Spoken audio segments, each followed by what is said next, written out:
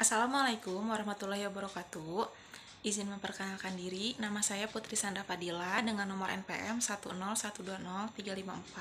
Saya berada di kelas E4 dan saat ini saya merupakan salah satu mahasiswa aktif dari STI STMB. Kali ini saya akan mempresentasikan salah satu materi statistika untuk memenuhi nilai ujian tengah semester dengan dosen pembimbing Bapak Eka Purwanda. Jadi, saya mengambil materi uji hipotesis dan uji beda. PowerPoint ini disusun oleh saya sendiri. Nah, pertama-tama kita harus tahu apa sih hipotesis itu. Jadi, hipotesis itu adalah asumsi atau dugaan.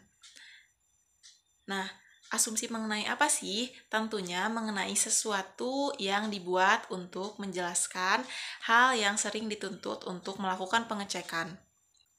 Biasanya asumsi itu dikhususkan mengenai populasi, umumnya mengenai nilai-nilai parameter populasi. Nah, asumsi mengenai populasi itu biasa disebut dengan hipotesis statistik. Pada umumnya, setiap hipotesis itu bisa benar atau tidak benar. Maka dari itu, diperlukan penelitian sebelum menyatakan hipotesis itu diterima atau ditolak. Nah, langkah untuk menentukan apakah hipotesis itu diterima atau ditolak biasa disebut dengan pengujian hipotesis. Nah, di sini saya mengambil contoh soal sebagai berikut. Pengusaha lampu pijar A menyatakan bahwa lampu bisa tahan pakai sekitar 800 jam. Akhir-akhir ini timbul dugaan bahwa masa pakai lampu itu telah berubah. Untuk itu dilakukan penelitian dengan jalan menguji 50 lampu. Ternyata rata-rata dari pengujian 50 lampu tersebut adalah 792 jam masa pakainya. Dari pengalaman tersebut diketahui bahwa simpangan baku masa hidup lampu adalah 60 jam. Nah, pertanyaannya, selidikilah dengan taraf signifikasi 0,05. Apakah kualitas lampu itu sudah berubah atau belum? Taraf signifikasi ini dapat juga disebut dengan taraf nyata. Selanjutnya, kita perlu menentukan hal apa saja yang kita ketahui dari soal tersebut. Yang pertama, soal tersebut merupakan soal uji dua pihak, karena dalam soal dinyatakan apakah kualitas lampu itu sudah berubah atau belum. Pertanyaan tersebut merupakan ciri-ciri uji dua pihak, karena apabila uji sepihak, maka pertanyaan akan memberatkan hanya pada satu dugaan. Sementara pada soal yang tadi, jelas disebutkan bahwa pertanyaan masih memberatkan kepada dua pihak. Selanjutnya, kita harus menentukan bentuk hipotesis. Nah, karena bentuk hipotesis itu ada H0 dan H1, dan uji hipotesis kali ini merupakan uji dua pihak, maka bentuknya akan menjadi demikian. H0 dinyatakan mu sama dengan 800 jam, sementara H1 dinyatakan mu tidak sama dengan 800 jam. Bentuk sama dengan dan tidak sama dengan merupakan cara pengujian uji dua pihak. Yang ketiga, kita tentukan taraf nyatanya dulu. Seperti yang telah diketahui di soal tadi, taraf signifikasinya adalah 0,05.